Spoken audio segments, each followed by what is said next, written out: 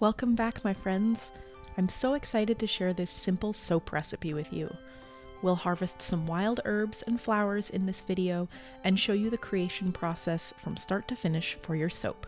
It's super easy and quick and yields beautiful soaps that are great for gifts or just for your own enjoyment.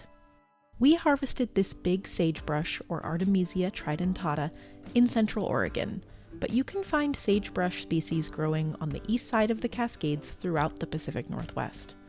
Sagebrush can be identified by its gray-green fuzzy leaves, woody bush structure, peeling shaggy bark, and most importantly, its tri-tipped leaves, which give it its Latin name, tridentata. Words truly cannot express how soothing and grounding the smell of sagebrush is, making it the perfect aromatic herb for soap making. You'll want to dry your sage or any other fresh herbs you're using before you make your soap. The first thing you'll need is a Melt Pour soap base, which are easy to buy online or in soap making stores, and the one that we're using will be linked in the description box below. You'll need a silicone mold, all the aromatics you want. We're using sagebrush, lavender, rose petals, and lemon and sage essential oils. You'll need a mixing utensil and any decorative plants you'd like.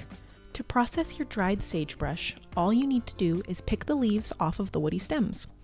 This process is very similar to prepping rosemary or other herbs for cooking.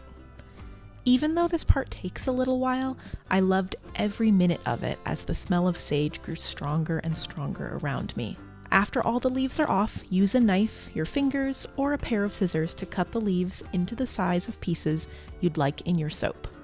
Remember that breaking the leaves also helps release more of the aromatic oils, so this is an important step. Now it's time to melt our soap base.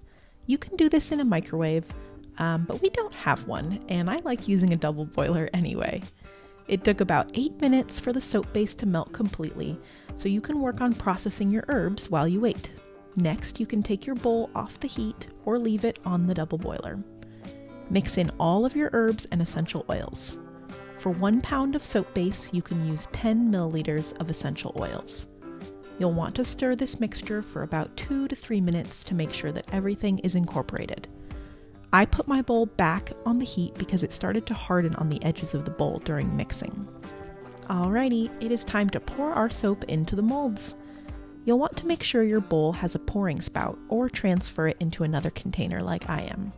The last thing you want is your soap spilling and being wasted. I stirred my soap periodically between molds to make sure the herbs were evenly divided between each bar.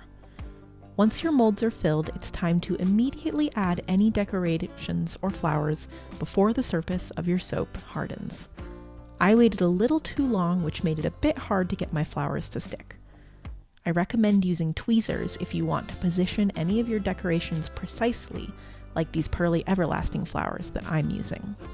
Summer is a great time to harvest flowers from your garden or ethically from the forest. I like drying my flowers by hanging them upside down from a thread.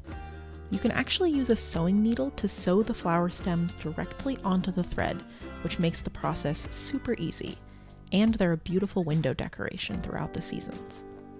Pearly everlasting is an abundant wildflower throughout the Pacific Northwest, so much so that it's even considered a weed in some places.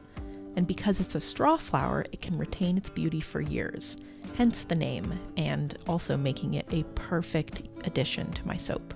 Depending on the temperature of your home or the outside temperature, your soap will take between 3 to 12 hours to harden completely. I stuck my soap on the porch where it was around 40 degrees, and it hardened in 3 hours maximum. You can test your soap by squeezing the molds gently to see if there's any give to them. Peel your soaps out of the molds gently. They should be stored at room temperature in a dry place until they're used.